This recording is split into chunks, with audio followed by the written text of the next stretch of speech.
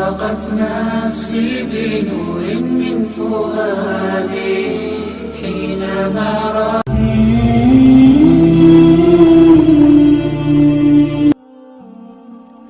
بغیر وضو کے تسبیح کرنا ٹھیک ہے یا نہیں، اور تسبیح کی فضیلت۔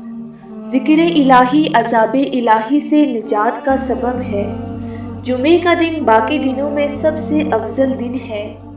اس دن نبی اکرم صلی اللہ علیہ وسلم نے اپنے اوپر باکثرت درود و سلام پڑھنے کا حکم دیا ہے۔ تسبیح بندے کے اپنے رب سے راضی ہونے، اس کے شرعی احکام سے مطمئن ہونے اور اس کے سامنے سر تسلیم ہم کرنے کا ذریعہ ہے۔ رسول اللہ صلی اللہ علیہ وسلم نے فرمایا، دل دو چیزوں غفلت اور گناہ سے زنگ پکڑتا ہے، اور دو چیزوں سے اس زنگ کو دور کیا جا سکتا ہے اور دل کو روشن کیا جا سکتا ہے، استغفار اور ذکر الہی۔ ہر چیز کو چمکانے کے لیے کوئی نہ کوئی چیز ہوتی ہے، لیکن دلوں کو ذکر الہی سے چمکایا جا سکتا ہے۔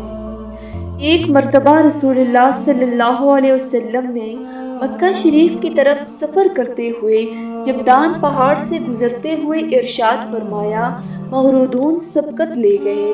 آپ سے پوچھا گیا، مغرودون کون لوگ ہیں؟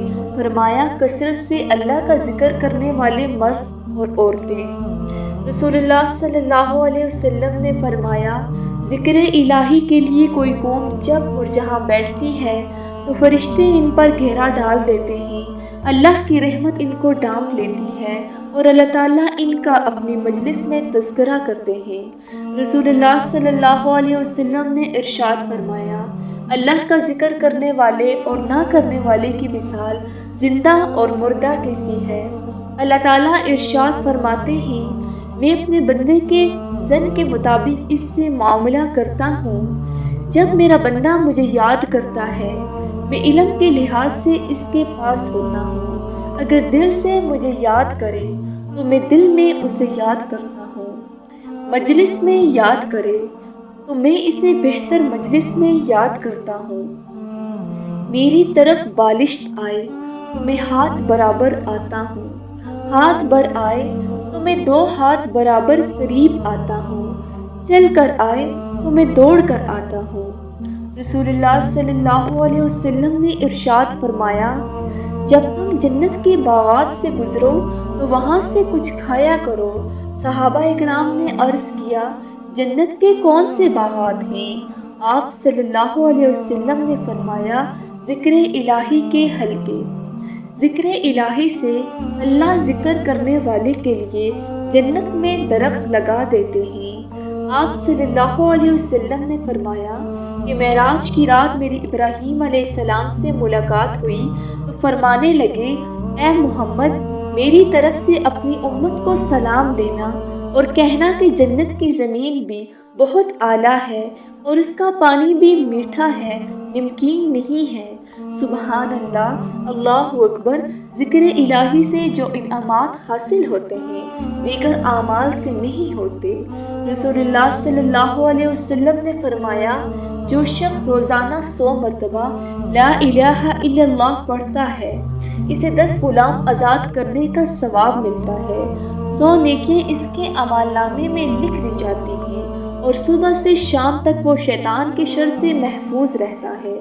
جو شخص دن میں 100 مرتبہ سبحان اللہ و بحمدہ پڑھتا ہے، اس کے تمام گناہ خواہ سمندر کی جاگ کے برابر کیوں نہ ہو معاف کر دیے جاتے ہیں۔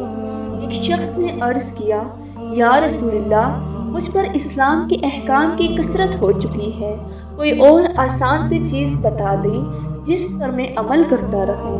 رسول اللہ صلی اللہ علیہ وسلم نے فرمایا، تمہاری زبان اللہ کے ذکر سے تر رہنی چاہیے۔